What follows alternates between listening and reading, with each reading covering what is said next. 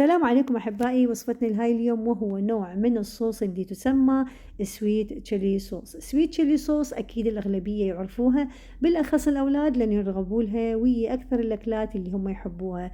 ومن قبيل إحنا نتناولها ويا السمبوسة. عندي هنا نوع من الفلفل الأحمر، عندي نوعية تكون كلش حادة والنوعية حادة تكون أقل. عندي هنا تقريبا 5 إلى 6 حبات من الثوم، عندي ثلث الكوب اللي هو السكر، عندي استكان خل اللي هو أي نوع خل يكون متوفر، ملعقة مليانة من النشا أحتاجها، بالإضافة اللي هي كمية من الملح. راح أقطع عندي الفلفل. أنصحكم تلبسون كفوف لأنه الفلفل إذا تقطعوه هو حاد، إيش قد ما تغسلون إيديكم راح تلتصق على الجلد، فحتى لا يسبب لنا مشاكل يستحسن أن ألبس الكفوف وقطع عندي الفلفل. بعد عندي ما قطعت الفلفل بهذا الشكل، راح أضيف بنفس الوقت الثوم والفلفل حتى أقطعها بمحضرة الطعام، فلازم أجهزها مسبقا. فقرة أكو هنا مهمة طبعا بالنسبة للتخزين السويت تشيلي صوص. احنا هنا مثل ما تشوفون مستخدمين الخل والفلفل والشكر، وعندنا اللي هو الزيت أكيد هم راح نستخدم بيها، والملح. يستحسن أن نستخدم البرطمان اللي نخزن بيها الصوص مالتنا، راح تكون برطمانة زجاجية أفضل من كل شيء. بعد ما عندي هنا كملت الفلفل، بعد ما عندي هنا كاملة أصبح الحجم المطلوب. هنا عندي الطنجرة اللي أحتاجها ثلث الكوب من السكر، وراح أضيف عندي هنا كوب وربع من المي.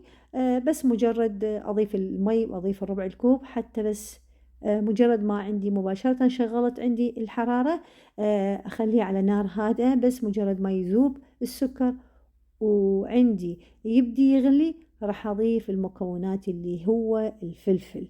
بالنسبة الكمية اللي أنا سويتها طبعا هي كمية تقريبا انطتني برطمانة كبيرة. أكيد راح تشوفون اللي الكمية اللي طلعت من هذا كم حبة من الفلفل ما كلفني يا دوب إيروين بصراحة. يكون هواية أصرف من ما إحنا نشتريها من السوبر ماركتات أو من الأسواق العربية أو غير العربية.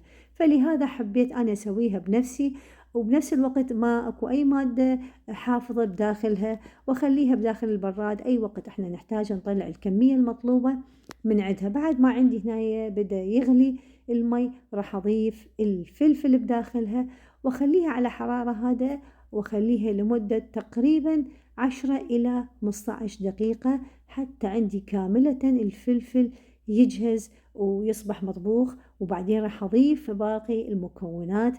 وأنصحكم دائما إحنا نستخدم الحرارة تكون هادئة ونخليها براحتها تجهز. طبعا شفتوني أنا من قطعت الفلفل لبست الكفوف، بس بصراحة اللي عنده تحسس أنصحكم حتى يخلي كمامة، لأنه الفلفل بعد ما نقطع ونطبخ ريحته تقريبا مال البيت كلها، فاحتمال راح يسبب عندكم شوية بالتنفس إشكال، فأنصحكم أن تخلون كمامة. عندي ضفت الملح بعد ما عندي بدأ يغلي. ضفت الاستكان الخل، وهم راح أتركها تقريبا لمدة 5 دقائق لحد ما عندي كاملة يجهز. ضفت بالبداية شفتوني اللي هو كوب وربع من المي، وعندي النشا بعدني ما ضايفتها. ثلث الكوب راح أخلي بيها مي وذوب بيها النشا حتى أتخلص من أي تكتلات بداخل النشا، وأضيفه للخليط بصورة مستمرة. حرك إيدي على نار هادئة لمجرد 5 دقائق لا أكثر، لحد ما عندي يوصل القوام المطلوب، ونخلي على جنب لحد ما عندنا كاملة يبرد. هناي اكو فقرة هم حبيت ازيدها لكم بالنسبة لكمية المي اللي انا استخدمتها، يا دوب كوبين وربع استخدمت بهاي الكمية. انصحكم نصيحة، اذا بحالة يعني ما متأكدين من الكمية المي تضيفوها للصوص، خلوا المي يكون اقل، لانه اذا سمك الصوص صار رقيق اكثر من اللازم، مو الصوص الناجح اللي احنا جهزناها. قللوا بعيار المي، وبعدين إذا شفتوا سمك الصوص مو سمك اللي مطلوب تقدرون تزيدون بالمعيار، فيكون أفضل من ما تكثرون بالمي وبعدين بالنهاية يصير عندكم الصوص كلش رقيق، فمو هذا اللي احنا نريده.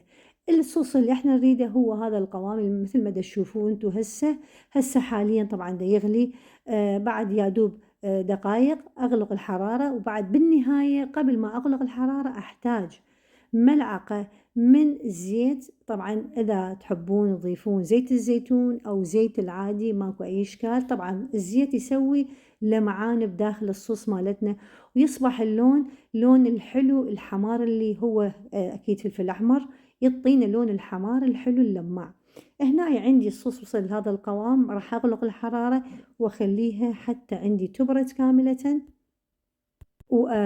أخلّيها بداخل البرطمان اللي هي زجاجية، وهذا القوام يعني هسه يا دوب بعد يغلي، أكيد بعد ما يبرد كاملةً القوام مختلف راح يكون، وراح تشوفون بالنهاية وهاي النتيجة اليوم اللي إحنا سوينا لهذا الصوص، وحبينا نكون وياكم وتشاركونا بهذا الصوص الطيب، وتحياتي ويوم سعيد إلكم وإلنا يا رب.